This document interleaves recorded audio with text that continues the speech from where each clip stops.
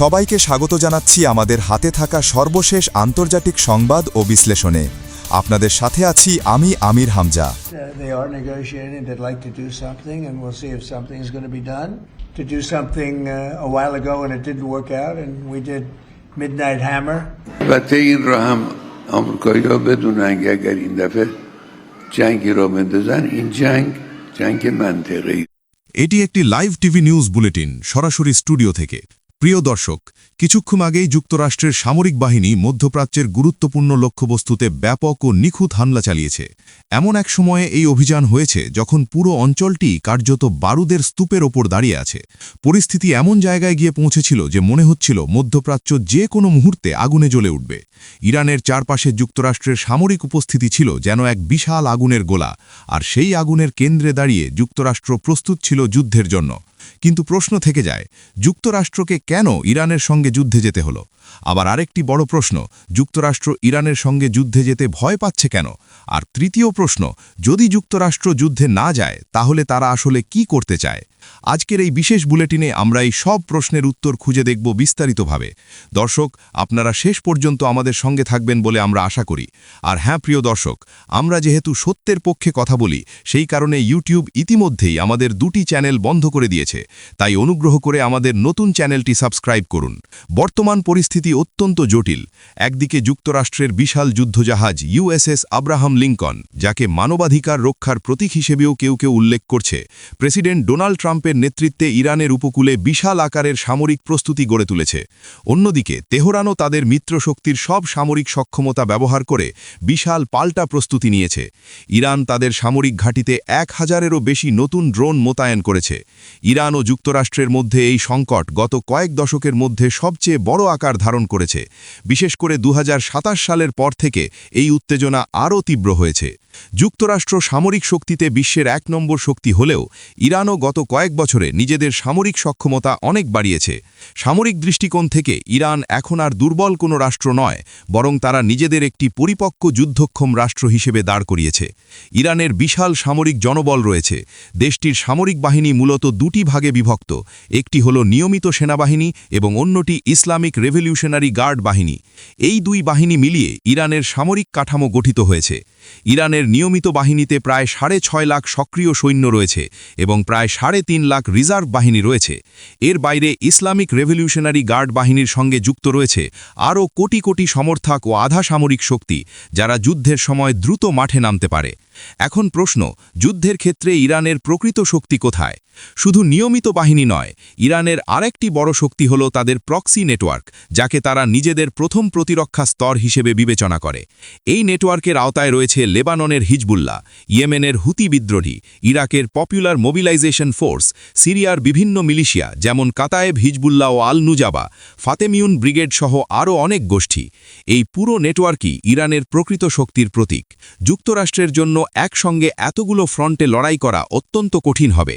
যদি যুক্তরাষ্ট্র ইরানের সঙ্গে সরাসরি যুদ্ধে যায়, ইরান এক মুহূর্তের জন্যেও চুপ করে বসে থাকবে না।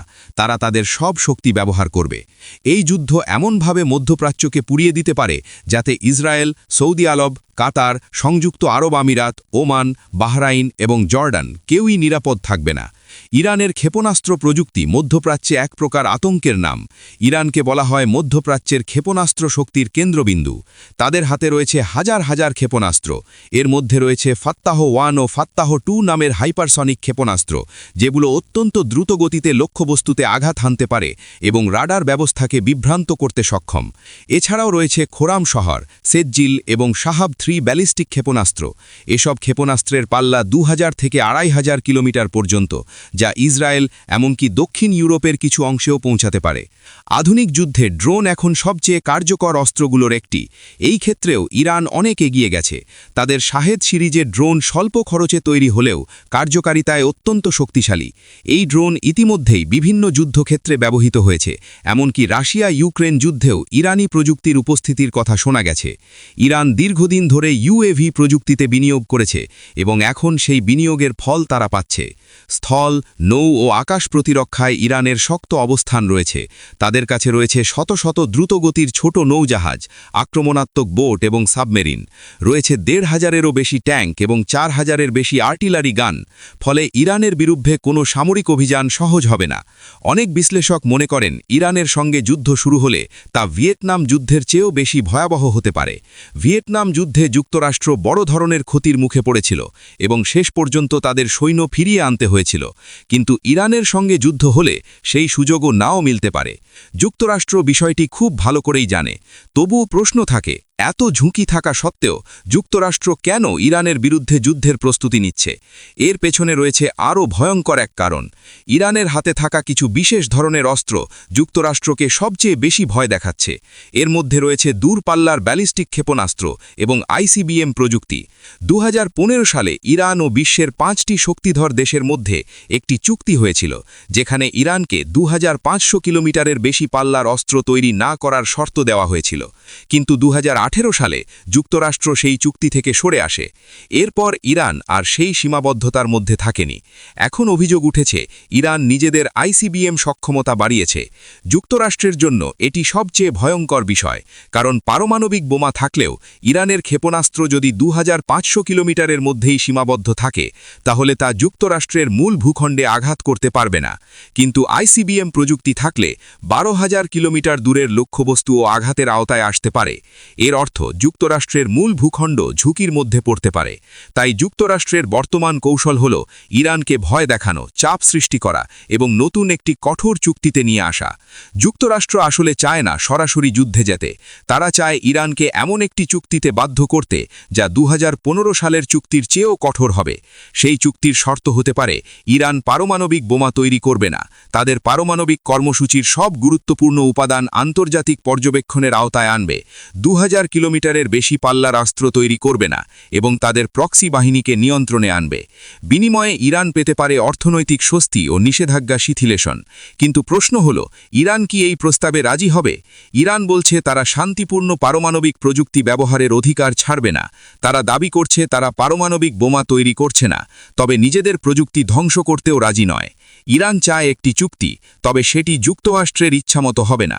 তারা বলছে তারা ৪৫০০ কিলোমিটার পাল্লার অস্ত্র তৈরি করার অধিকার রাখবে এবং তাদের প্রক্সি বাহিনী বন্ধ করবে না। এখন এই অবস্থায় প্রশ্ন দাঁড়ায়, যদি কেউ একে অপরের শর্ত না মানে, তাহলে কি যুদ্ধ হবে? যুদ্ধ হতে পারে, আবার নাও হতে পারে, কারণ বিষয়টি শুধু যুক্তরাষ্ট্র ও ইরানের মধ্যে সীমাবদ্ধ নয়। এর সঙ্গে জড়িত রয়েছে ইসরায়েল, উপসাগরীয় দেশগুলি এবং পুরো মধ্যপ্রাচ্যের নিরাপত্তা ব্যবস্থা। যদি যুক্তরাষ্ট্রের হাতে ইসরায়েল ও উপসাগরীয় মতো রাজনৈতিক মিত্র না থাকত, তাহলে হয়তো তারা আগেই সমঝোতায় যেতে বাধ্য হতো। কিন্তু ইরানের হাতে খোরাম শহর 5-এর মতো ব্যালিস্টিক অস্ত্র থাকায় পরিস্থিতি আরও ভয়াবহ হয়ে উঠেছে। এই অস্ত্র আকাশে উঠে আবার ভূমিতে নেমে আঘাত করতে পারে, যা প্রতিরক্ষা ব্যবস্থার জন্য বড় চ্যালেঞ্জ। প্রিয় দর্শক, আজকের এই বুলেটিনে আমরা দেখলাম যুক্তরাষ্ট্র ও ইরানের মধ্যে এই উত্তেজনা শুধু দুই দেশের বিষয় নয়, এটি পুরো মধ্যপ্রাচ্যকে অস্থির করে তুলতে পারে। আমরা আপনাদের সামনে তুলে ধরেছি কেন যুক্তরাষ্ট্র যুদ্ধের কথা ভাবছে, আবার কেন তারা ভয় পাচ্ছে এবং তারা আসলে কি চায়। প্রতিটি তথ্য আমরা নির্ভরযোগ্য উৎস থেকে সংগ্রহ করার চেষ্টা করেছি। কোনো ভুল হলে অবশ্যই মন্তব্যে জানাবেন। এখানেই শেষ করছি আজকের লাইভ নিউজ বুলেটিন। আল্লাহ হাফেজ।